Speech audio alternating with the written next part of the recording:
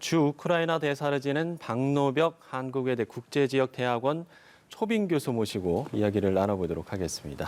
교수님 어서 오십시오. 네, 반갑습니다. 예. 안녕하세요. 자, 오늘 뉴스를 보고 많은 분들이 상당히 놀라셨을 것 같은데 일단 교수님께서도 이 러시아의 침공을 먼저 좀 예상을 하셨는지 좀 여쭤보고 싶어요.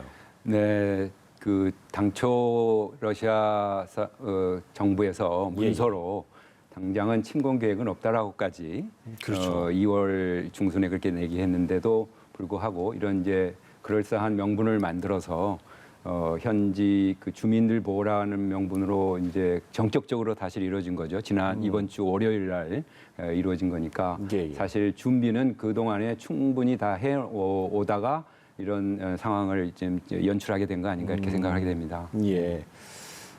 아마 이제 많은 분들이 가장 궁금해하실 건 그러면 왜 러시아가 우크라이나를 공격했을까 이 부분인 것 같습니다. 네. 푸틴 대통령의 명분은 뭐 우크라이나의 비무장화, 뭐 비나치화이긴 했습니다만 어떤 의도라고 보시는지요? 네, 그 어떤 의도에 대해서는 이제 그 푸틴 대통령이나 러시아 정부가 지난 12월 15일 날 아예 공개 문서로 요구를 한 게 있습니다. 그게 우크라이나를 비롯한 이제 지금 구소련 지역의 독립국들을 나토에 가입시키지 말아달라를 이제 분명히 제기를 했고, 그 다음에 그 지역 내라든가 97년 옛날 그 와르소 동맹국이었던 나토 회원국들도 거기에서 그런 이제 군사 활동, 특히 핵무기 이런 그 배치라든가 이런 걸 하지 말아달라 하는 이제 몇 가지 요구를 했었죠.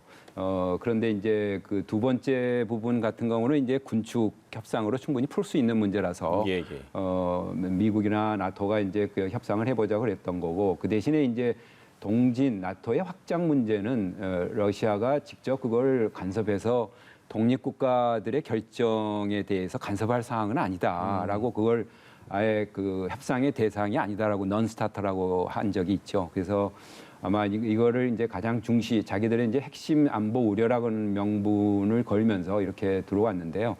이건 좀 이제 그런 안보 우려도 중요하지만 지금 전 세계의 국제법적인 그런 원칙, 모든 국가가 유엔 헌장이나 이런 전 세계적으로 중시하고 있는 원칙이 주권 존중과 영토 보존에 대한 원칙입니다. 그렇죠. 어느 나라든 뭐 국경 문제에 관해서 불만이 없겠습니까?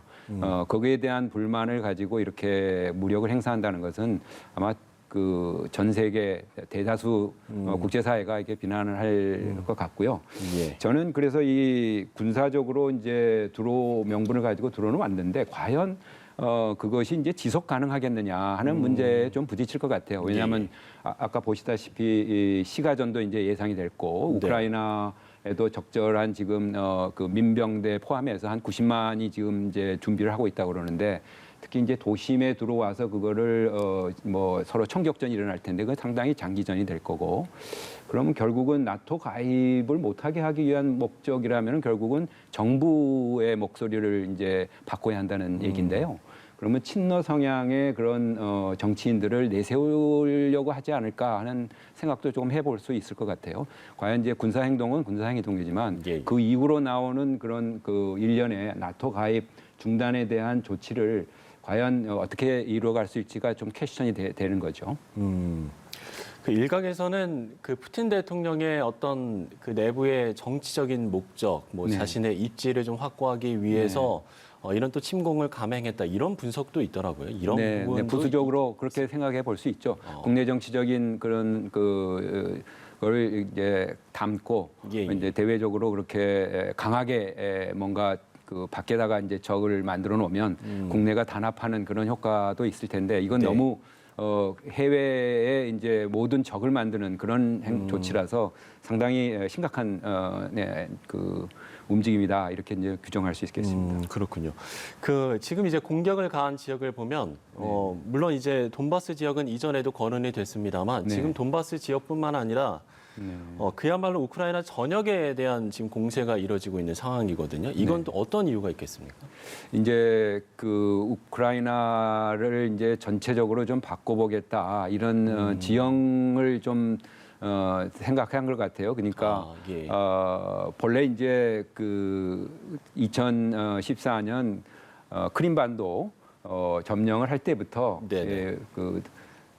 키예프 서안 그러니까 지금 이제 키예프 동부죠. 전부 이제 그 절반을 거기에 새로운 노버 러시아, 뉴 러시아를 한번 세우자라는 계획이 있었다고 그래요. 근데 그게 이제 그 러시아 생각이고 현재는 우크라이나 국민들이나 주민들은 굉장히 그거에 대해서 호응을 하지 않았기 때문에 이루어지지 못했다는 그 얘기들이 있습니다. 그래서 이렇게 저녁에 이루어지는 것을 보면은 좀 그러한 그 영향권을 확실하게 좀 이번에 보여주고 네네. 이게 이제 여러 가지 시나리오가 있을 수 있죠. 과연 그 독립국이라고 인정한 두 지역만 돈바스 지역만 치안을 유지하고 물러날 것 같지는 않고요. 지금 이렇게 남부 그리고 키예프 그 벨라루스를 통해서 북부에서까지 이렇게 진군하게 하면서 물론 이제 군사 목표 위주로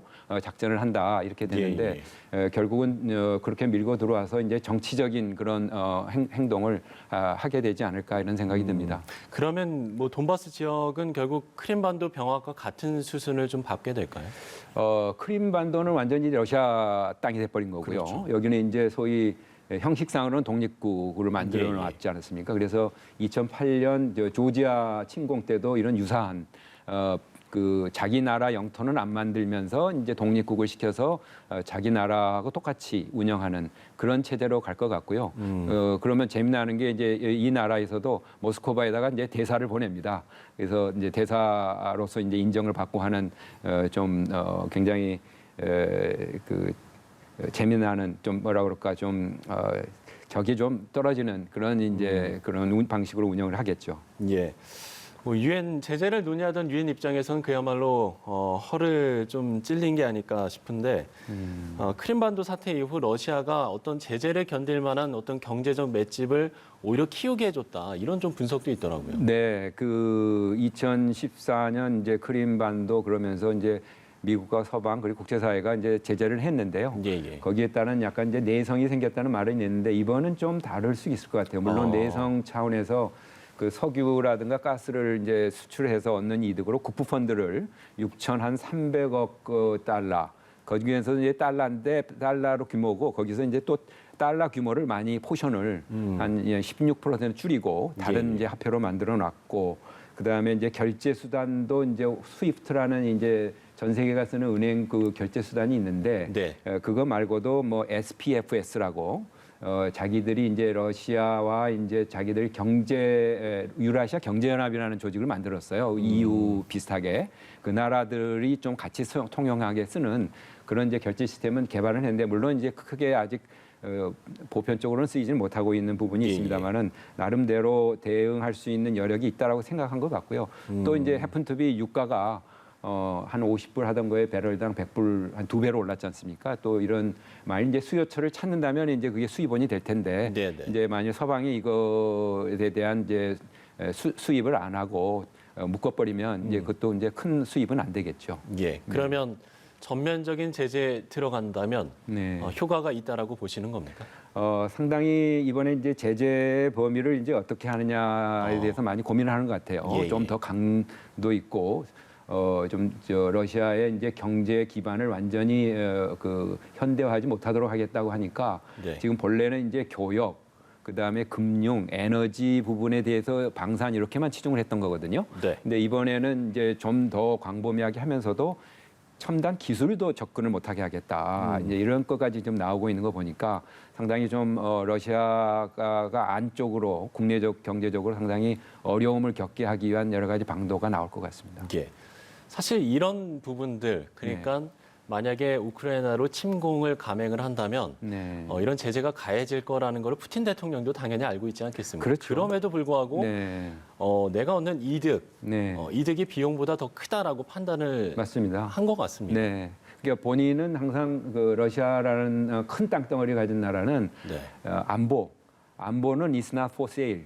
이거는 어떤 거하고 바꿔 먹고 뭐 경제적인 거하고 이게 팔고 이렇게 하는 거하고는 아니다라고 본인이 딱 선언을 했어요. 예. Security is not possess. 그래서 아마 어떤 경제적인 제재가 있어도 이런 정치적인 단합, 국민들의 지지를 받으면 헤쳐나갈 수 있다. 뭐 이런 판단을 한 것 같고요. 실제로 또 러시아가 또 그동안에 뭐 높은 생활 수준으로 이제 끌어올려서 국민들의 지지는 받았지만 푸틴 대통령도 이제 거의 이제 18년 가까이 장기 집권을 하다 보니까 그거에 따르는 여러 가지 이제 국민들 단합을 위한 또 생각을 하지 않았을까 하는 뭐 그 분석들이 나오고 있는 것 같은데 그런 것도 한번 좀 생각해 볼 필요가 있을 것 같습니다. 예, 그렇군요. 경제 제재뿐만 아니라 이 우크라이나의 직접적인 어떤 파병도 상당히 관심사인데 네. 일단 조 바이든 대통령은 만약에 이제 미국과 러시아가 총을 겨누게 된다면 그야말로 세계 대전이 그렇죠. 네, 될 것이다라고 네. 이야기를 하면서 어떤 파병에 대해서는 선을 긋긴 했거든요. 네, 그러니까 우크라이나가 이제 나토 가입이 아니니까 예. 우크라이나에 대해서는 이제 군대는 파견할 수 없지만 지금 이제 유럽에 거의 한 독일이 한 3만 5천 해가지고 한 9만 명이 이렇게 각 그 28개국의 나토 개헌국들에 이렇게 좀 분산돼 있습니다. 그래서 네. 이번 사태를 계기로 3천에서 6천 명 정도를 지금 파병을 더 추가로 해서 특히 이제 폴란드라든가 이제 루마니아죠. 왜냐하면 루마니아 같은 경우는 바로 그 근접에 있기 때문에 특히 이제 안보적인 그런 위협이 다가올 수 있고 또 폴란드 같은 경우도 이제 피난민이 많이 발생할 경우에 대비해서 그런 이제 치안을 돕는 차원에서 아마 지금 더 파병을 한다고 그럽니다. 추가로. 예. 그런데 이제 우크라이나 자체에다가는 파병할 수는 없고 이제 간접적으로 이제 무기 지원이라든가 또 이런 그 여러 가지 이제 인도적 지원 이런 것들은 하겠죠. 예. 앞으로 국제사회 움직임을 좀 저희가 전망을 좀 해봐야 될 것 같은데 네, 지금 유엔 안보리 회의에서는 네. 유엔 사무총장이 푸틴 대통령에게 침공 중단을 촉구하고 있고 네. 미국은 또 이번 사태의 책임을 묻기 위해서 유엔 안보리 결의안을 제출하기로 했습니다. 앞으로 네. 좀 어떤 움직임들이 이어질 거라고 보시는지? 네, 이제 뭐 아무래도 국제 평화와 안전을 책임지고 있는 이제 국제기구가 유엔이니까 특히 안보리에서 이걸 다룰 텐데 해픈투비 유엔 안보리 그 의장이 러시아 대사라고 합니다. 그 머리가 이렇게 좀 벗겨진 분이 나와서 많이 디펜드 하려고 그러는데 그분이 재미나는 게 우선은 자기들은 국제법을 여기지 않았다 하면서 독립을 선언한 그 나라, 그 지역에서 주민 보호를 위해서 지금 요청을 해서 들어간 거다라고 얘기를 했다고 그러는데 지금 현지 상황은 그게 아니거든요. 그걸 촉 넘어서 있기 때문에 그래서 이제 그 안보리에서 다뤄지긴 할 텐데요. 그 아무래도 이제 러시아가 이제 상임이사국으로 비토권을 가지고 있을 테니까 거기서 관철되기는 어려울 거고요. 결국은 이제 유엔 총회로 가져가야겠죠. 왜냐하면 이제 유엔 헌장에 의거한 여러 가지 원칙을 위배를 했기 때문에 그리고 이제 뭐 아프리카든지 뭐 다수 국가들이 굉장히 지금 규탄하고 잘못됐다고 지금 지적을 하고 있어서 오히려 이제 유엔 총회에서 어떤 결의안을 통과시킬 가능성이 있고요. 단지 이제 구속력은 없기 때문에 이제 어떤 결단을 내려서 조치를 취하기는 어려워도 국제사회에 아주 단합된 목소리를 이제 보여줄 수 있는 이제 그런 계기가 될 것 같습니다. 예. 청와대도 NSC 긴급 상황 점검 회의를 열고 네. 소집을 했고 문재인 대통령은 러시아에 대한 경제 제재에 동참한다라고 밝혔습니다. 우리 네. 정부도 당연히 이제 우리나라에 미칠 영향에 촉각을 곤두세울 수밖에 없거든요. 네. 어떻게 좀 전망을 하세요? 네, 이거는 이제 먼저 국제법 또는 이제 주권 존중, 그 영토 보존에 대한 큰 대원칙을 어겼기 때문에 약간의 이제 경제적인 이제 손실이 좀 오더라도 이거는 감내하면서 가야 할 것 같고요. 예. 근데 이제 경제적인 거를 조금 더 들여다보면 제가 이제 2015년 러시아에 근무했을 때도 그 14년에 바로 크림 그 병합 사태가 일어나 가지고 200억 불 상당의 이제 우리가 무역 규모가 있었는데 반절로 줄어들었어요. 반절 이하로. 그래서 우리 기업들이 굉장히 그때 고생도 하고 어려움이 있었는데 이번에도 이제 그런 걸 좀 이제 회복을 해서 우리가 거의 또 한 220억 불까지 2019년까지 올려서 좀 이렇게 잘해보자 이렇게 했는데 아마 다시 또 이런 다시 이런 일이 났고 그것도 구조를 좀 보면은요. 한 70억 불이 이제 우리가 그쪽에 수출을 하는 건데 대부분이 이제 자동차라든가 현대자동차가 거기 공장도 있고 그래서 굉장히 인기가 좋습니다. 그리고 전자제품이 나가는데 그 중에서 한 자동차가 한 3분의 1, 한 24억 불 정도 되는 것 같아요. 근데 이 부분이 만일 이제 아까 기술 이전 그러니까 그 IT라든가 미국산에 들어가 있는 이제 첨단 기술을 못 쓰게 한다 그럴 경우에 이제 전자장비에 다 그런 게 들어가 있지 않습니까? 그렇죠. 그랬을 때 이제 향후 이제 그런 수출이 좀 어렵게 될 것 같고요. 좀 우리 삼성의 또 그 핸드폰도 마찬가지일 거고 그래서 뭐 굉장히 줄어들 것 같고 또 수입하는 것도 한 120억 불 정도의 그 중에서 이제 러시아산 그 가스라든가 특히 그 석유가 한 75% 돼요. 예. 그래서 이제 그 부분도 아무래도 좀 줄어들면은 일단 반토막 이하로 내려갈 것 같은 걸 해야 하는데 그 정도는 뭐 다른 데서 우리가 좀 염출을 하고 우리 기업들이 이제 꼭 러시아산하고뿐만 아니고 이제 유럽이라든가 이런 이제 금융이 이제 경색이 됐기 때문에 예. 이제 그런 부분에서 이제 정부가 좀 이렇게 출구를 열어주기 위한 거라든가 그런 제재에 동참함으로써 생기는 여러 가지 역효과 문제를 좀 다른 선진국들하고 좀 그런 부분은 좀 개척할 수 있는 풀어갈 수 있는 부분이 나왔으면 좋겠습니다. 네. 알겠습니다. 자, 우리 정부의 대응 또 우리나라에 미칠 영향까지 저희가 짚어봤습니다. 주 우크라이나 대사를 지낸 박노벽 한국외대 국제지역대학원 초빙 교수와 함께 이야기 나눠봤습니다. 오늘 말씀 고맙습니다. 네, 감사합니다.